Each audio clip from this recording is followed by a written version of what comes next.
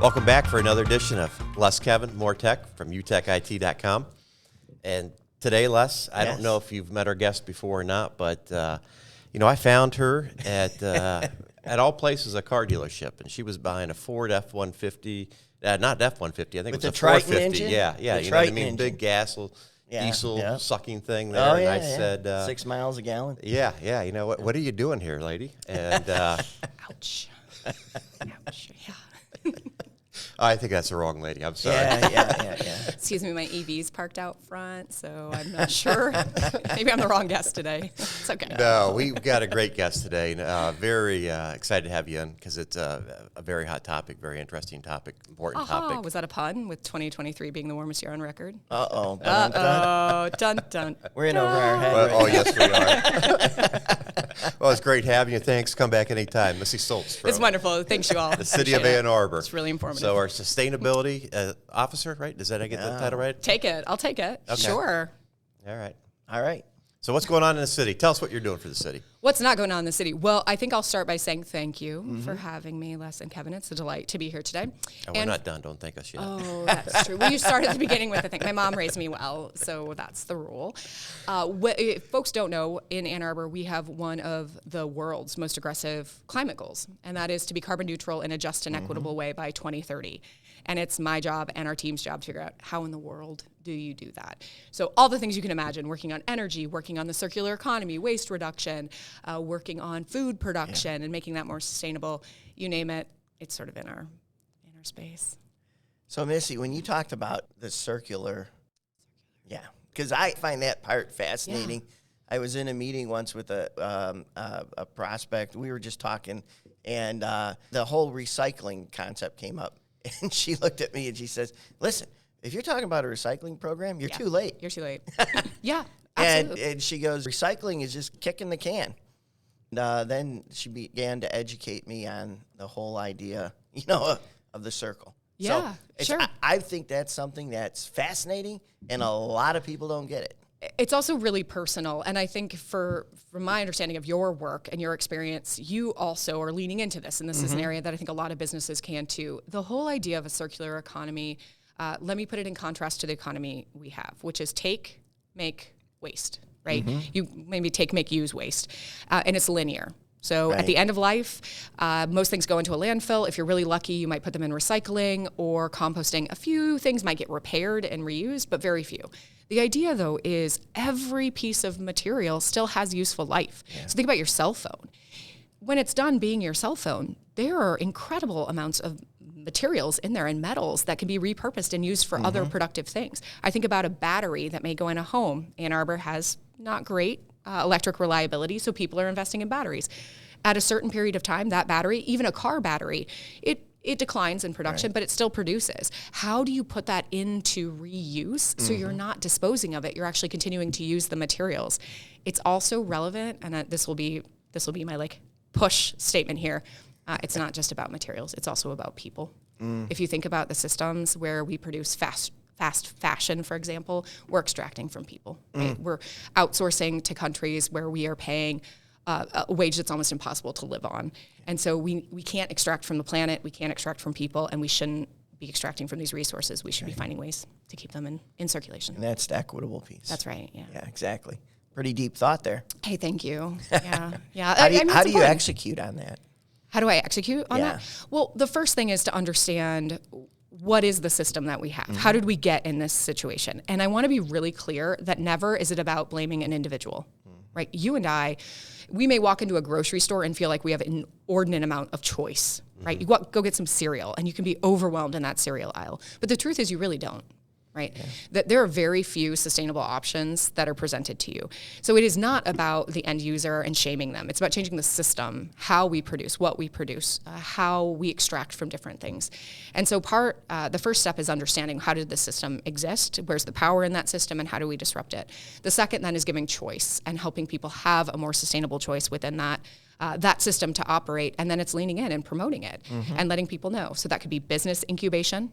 Doesn't matter if we're all sitting with coffee mugs. Yeah. At some point, these won't work. They'll leak. I mean, my lid leaks. So if I just throw that away, that's fine. But if I wanted to do something else with it, but there's no business that does anything with it, it doesn't matter. So how do you incubate those businesses to put things into reuse too? So it's economic development as well. Now we could be here with it could be 10 years ago, and they would have been what? These cups. Styrofoam? Exactly. Yeah, right. Gross. It's true. And that's great that these are in circulation, and you have to have lots of uses. But again, at the end of a life of a product as it currently stands, you've got to support businesses and entrepreneurs to take those and turn them into something else. That's not a skill I have, but we can invest in the economy. We can work with businesses and entrepreneurs to figure out how we support them. And that's part of what we're trying to do. I saw that, Kevin, entrepreneur, right? Yeah. Here in Ann Arbor. What are some of the things, because that's closer to our heart, if you will. Sure.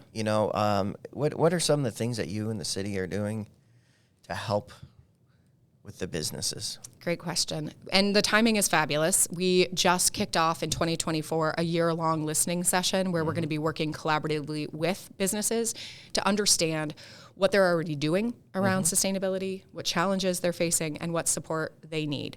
So we're being very clear to name that we can't promise we can provide, right? If someone says we need $1 million, we can't just make that happen. Damn it, I know. What about two? Yeah, there you go. That's the key. You always need to ask bigger. No, but realistically, if you know that what people fundamentally need is technical capacity or financial support, then you can seek it, right? Then you can design programs to provide it. So we're working with businesses across the spectrum, right? Those who are already vanguards, those who are thinking about this issue and working on it like UTEC, to those who don't even understand how this aligns with their business model, because we need all of them. Yeah, wow. You're engaged with the chamber? We are engaging with the chamber is helping us initiate some of this work. And then there's some other tentacles if folks are interested today. We work with what's known as the 2030 district. Have you heard of this group? So it's a national movement, but we're lucky enough to have a local chapter, and their specialty is working with businesses to help them lower their energy usage by 50% by 2030. 50? Yeah, 50, pretty significant. Yeah. And so they've got technical experts, and we have them under contract to provide free energy assessments to local commercial enterprises. That's fantastic. Yeah, so they'll help. And then doing fundraising, we have a commercial solar program. So if you own your own building or your landlord collaborates with you, you can install solar, and we'll help you go through the RFP process, or request for proposals, viewing bids, making sure you're not being price gouged, that it's a good deal, and contract negotiations. That's another initiative we have. And then we're working closely with our team in solid waste to expand year-round commercial and multifamily recycling and composting. Wow. Well, that I get back to that. You just talked about the 2030 project and doing the energy assessment. Hey, we had one of those done here with SBAM through a partner there with DTE, and they came in, and it was really pretty interesting what kind of impact we could make just as a business. Yeah. By just changing out the lights, it was painless. It was, it was not price prohibitive. And now we're getting a return on that with lower cost, and then doing it the right way. Didn't they come back around too? Wasn't it? Didn't they do a second visit just last year? Yeah, we had them come back because we to validate it or to do more. To do some more. We had some tenants next door, and we wanted to make sure that again in the warehouse, the big. That's great. What's the big lights there? It sucked all the energy. I'm forgetting. The T8s, T12s. Something like that. Yeah, I told you I'm not technical. I just play one on TV, so I don't know what I'm saying. But while they were here, they took us through some different websites that are available. It was, I think it was UAL. Anyhow. Sounds great. Yeah. Sounds great. Can't wait to learn more. But you could bring any of your common products. And then it had a list of common products that are in the stores right now. Nice. And it had a calculator, so you could use the calculator to help you in your buying decision. That's great. Yeah, it was neat. I didn't know that does that sound powerful. Yeah. So what other organizations? There's 2030 that the City of Ann Arbor is taking a lead on all this. I know SBAM's been great to work with DTE. Are there any other groups out there for businesses if they gosh. want to learn more that you would recommend right off the top of your head? Well, if you're not a member of the Chamber of Commerce locally, I'd recommend getting involved too, because they're helping collaborate on this. Forgot them. This session. Yeah, we're gonna lean Andy's in. going to kill me. I'm sorry, Andy. Sorry, Diane. Hi, Diane. But they're a fabulous organization, and they're asking really good questions and really trying to represent their membership. There's a lot of stuff coming out of the state. We expect a lot more coming shortly. So it's not an organization, but pay attention, right? With the passage of major federal legislation, there is more funding than there's ever been for this type of work. And businesses traditionally don't look to the government for grant opportunities.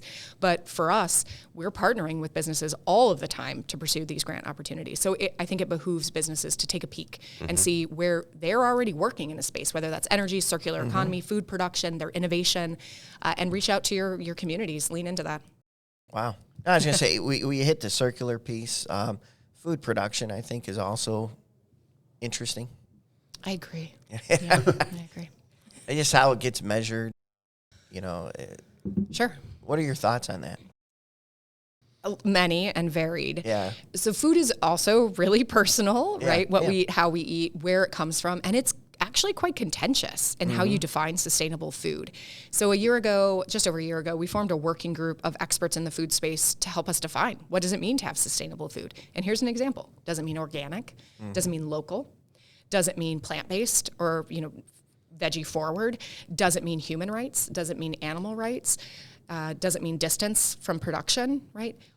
And the answer is yes, but those things are in conflict. Yeah. Right? If I wanted to eat just local produce, I'm not eating strawberries right now, right? Like that's not in season and that's not Michigan. Yeah. So how do you reconcile these things? And for me, I shared earlier, I am a vegetarian, but I did not become a vegetarian because of climate. I became a vegetarian because of animal rights. To me, that was just the thing that moved me over kind of the test here of whether I was going to make this commitment. That matters when I think about sustainable food. I want to know that the food that I am eating has, especially if it's living, has had a chance to have a good life, right? And is slaughtered humanely. But for other people, it is plant-based, period, full stop. There's no discussion. For others, it is local farmers, period, full stop. So we're working to figure out what do we mean and coming up with a definition and then launching a sustainable food coalition to really lean in. Is there a middle ground? You're not going to tell me bacon's bad? No, I mean, here's the thing, right? It depends. Everything depends, and everything is in moderation, right? So I'm a vegetarian. I have 2 omnivores in my house that love them some meat, and my husband hunts, right? So it's fine. It's all moderation. Because I like the bacon at Zingerman, so I want to make sure that we were doing it right. Shout out to Zingerman's. They're one of our collaborators in this work. Love me some Zingerman's. Great organization. Great organization. Yeah. No, and again, it's not about shaming you, right, for what you eat and how you eat. Sure, will I encourage you to try some different products every once in a while? Yeah. Will we have less meat maybe on the plate, or make sure that when you get that meat that you know that it was slaughtered humanely and it lived a decent life, right? Great. That's enough, right, to start. The problem isn't you. The problem is the food system. That's not working, and it's creating inordinate amount of water waste. It's contaminating our water waste. Think about the algal blooms that we saw in Lake Erie. Right. It's agriculture. Right? That is mass production. There are better ways to operate. And so how do we support those who do that? Yeah. So what do you do any work with farmers? Yeah. Yeah. Yeah. So we have a bunch of local farmers that we collaborate with in this food space. We also support our farmers markets, of course, right? We've got local production. We collaborate with our Greenbelt partners, which have actually grown the program. The Greenbelt is a conservation program, for those who may not know, around the city to preserve farmland. But we've also supported, and all the credit really goes to our Greenbelt team for this, but they are leasing that farmland to first-generation farmers, low-income folks, farmers of color, to help them get started making more local production of food too. So lowering barriers to more local food production, whatever that may be, meat, cabbage, I don't know, whatever we produce. Cherries. Well, with the new passing of different cannabis laws. I think that's pretty productive, too. Yeah. Wait, where's that on the nutrition table? Yeah. Outstanding question. Where is it? It's that little cloud that's off to the side. The bubble. Yeah, exactly. I think that whole food production, just from the farmers, right? The impact that they have, and a lot of what's being promoted to them from the commercial interests, I think, are detrimental. Sure. And the methods of farming, which are tried and true, right? that kicks up a lot of, it robs the surface. The soil, But the surface, right? It robs its ability to enter the circle. the circular economy. Yeah. Well, I mean, historical farming practices, there's a movement to get to regenerative farming, right? Where you're giving back to the soil, you're giving more back and providing more nutrients. So we do film series in partnership with Michigan Theater, and we just did one on Common Ground, which is about regenerative agriculture. And we're going to be doing others in the future so people can learn about our food system. Again, it is not the individual's fault. Most of us have zero control over the actual produce that's provided to us in the grocery store. We think we're doing a great job because we're buying apples and we're feeding nutritious food to our families. You are doing a good job. How do we help make sure that that system is regenerative and restoring back to the planet? That's part of what we're trying to educate, engage with, and then point people to, actually, you could buy that kind of material at food co-op, at the farmers markets. So we can help educate and then engage people in the movement. Who's our organization that we work with over in Ipsy? Growing Hope. Yeah, Growing Hope. Growing Hope, really, they're great people. Yeah. Yeah. And then, of course, let's talk about food waste, right? It's not just about what you buy, it's using what you buy. I think I read a statistic over the summer. You've seen him eat zero waste. Zero waste. Zero waste. Good job. You can't get this kind of physique by accident. You got to work at it. It's right there. That's great. It's something like 40% of all that we buy, we just toss straight out. Wow. Right? And think about the conversation around extraction. That means 40% of the labor we just basically said isn't worth anything, right? Like you toiled to produce this thing, and I'm just going to, that's fine. Let me just toss it out. Think about the money you would save. Wow. Right? If you didn't waste that food. So organizations like food gatherers are really, really important to make sure we're capturing that food and getting it and keeping it in circulation, especially when we have, 1 in 5 children are hungry in Michigan. We've got some problems in distribution of our system. Problems to solve. That's right. There's job security and sustainability, y'all. Please come and join us in the movement.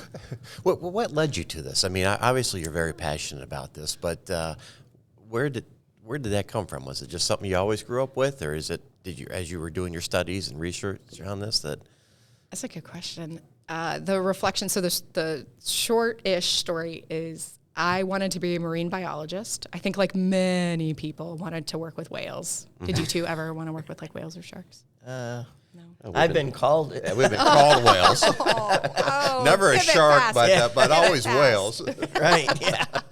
I got some harpoon things on my back from the beach, but that hurts. Okay. Well, I grew up in Indiana, and I knew that I wanted to work in marine biology. because you love the ocean there in Indy, huh? Yeah, the ocean in Indiana is stunning. Okay, to be fair, the Great Lakes, they do kind of look like an ocean. Yes, they do. No Yes, salt, they no do. sharks, no problems, guys. That's Right, where we go. right. So went on to study, and in the course of those studies, one of the required class was on environmental ethics, and it happened to be on the ethics of climate change. And sure, I had heard about climate change, but I had never been forced to sit and reconcile that everything I cared about was going to be impacted by climate change. The people, the places, the whales, the species. I mean, my future already was and was going to be even more so. And so I knew I wasn't going to become a marine biologist. You didn't study in Indiana, though. No, I went to school in Maine. Right, Yeah. So I did my undergraduate in Maine, and then I went to New York City and did my... Columbia? That is correct. Yeah. I did my master's degree there, and then worked for quite a while before being pulled to Michigan to go to the University of Michigan and do my doctorate. And got your upgrade. I got upgraded. Go blue. Yeah, right. There you go. Yeah, that's fascinating this time. Kevin loves the University of Michigan. I know he does. Yeah, I can see it. It's in his eyes. They're like tearing up with joy and happiness. So that's pretty neat, because I mean, if anybody that's looked at your background, hear you speak, that passion is just there, and I think it's. You talk to a lot of people, and sometimes they just say the things, but you're very sincere about it, and I know that your actions back up what you say too. Thank you. So There's the way I sort of think about it is there is no more important issue that's defining. I mean, my entire life I've lived in a state of a changing climate, and I chose to give birth to a daughter who will be defined by climate change, right? And that is, I think, the greatest form of hope you could have is to have a child at this time and believe that we can do something about it, because we have to. The way I talk about it to my peers is we are the first, I am of the first generation to fully understand the impacts of climate change, and one of the last to do anything about it. So, where do you see it heading? We're going to solve this beastie. Where do I see it heading? Okay, can you ask that question one more time, perhaps with more detail, because I need to understand what it is. So climate change. Where is it heading? Yes. Oh, I mean, the reality is it's not good. 2023 was the warmest year on record. Also, we had the warmest day, the warmest month. I mean, we're just blowing records. And I want to say so far, because it looks like 2024 is going to bypass it. So every year we've been setting new records. And the hope is that people are taking action. You know, just hoping it's going to be resolved is not sufficient. Hope with action is, I think, what inspires more action, like a snowball of effect. And we're seeing local governments around the world have been stepping up for a long time because they have to, right? Because this is visceral. You don't get to argue whether there's increased precipitation. You're too busy figuring out your stormwater system and how you're going to move that water that's already falling on you.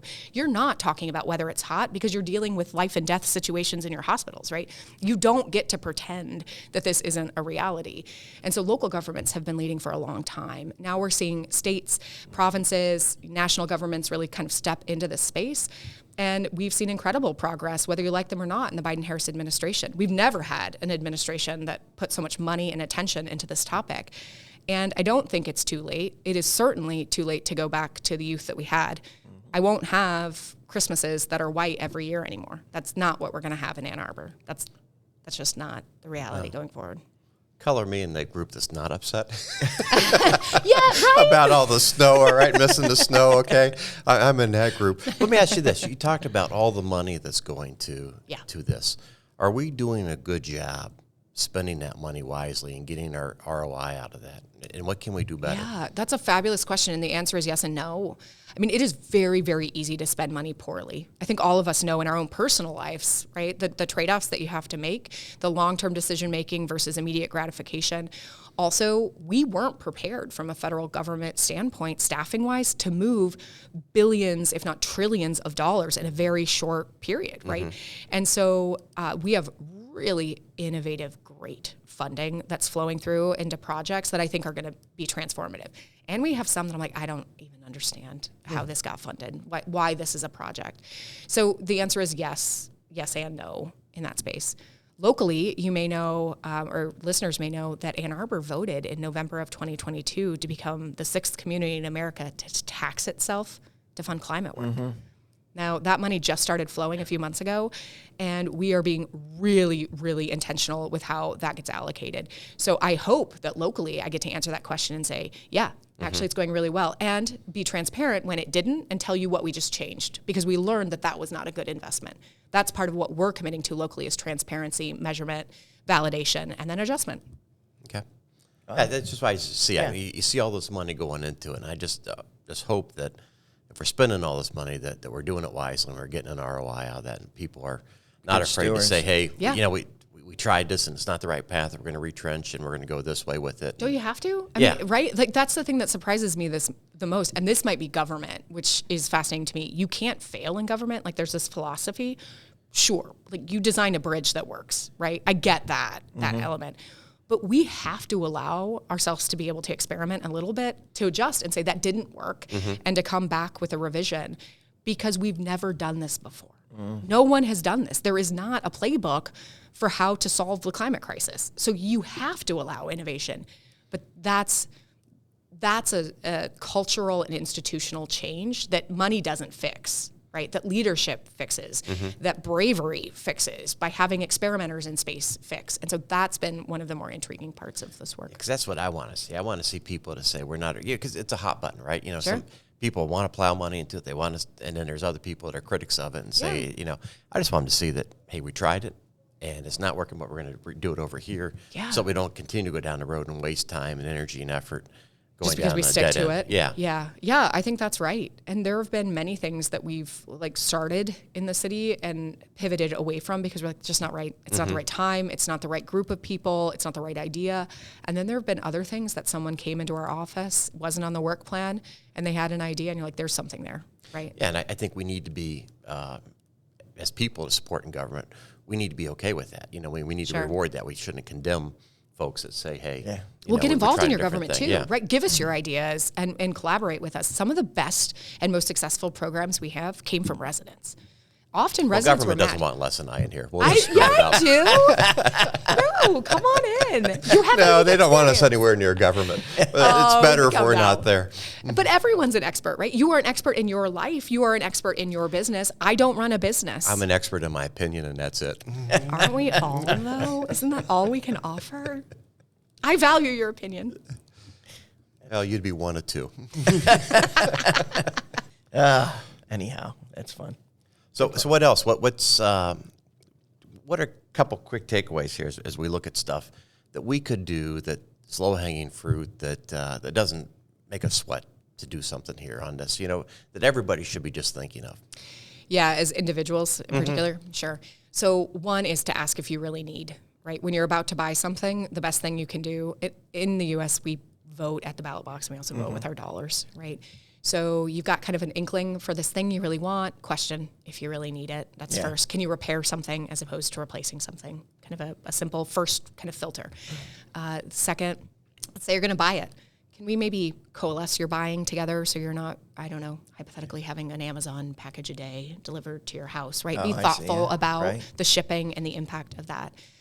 Lean into maybe one meal being more plant forward, right? Just try it, experiment. We have some recipes on our website you can check out. They've been curated from the community.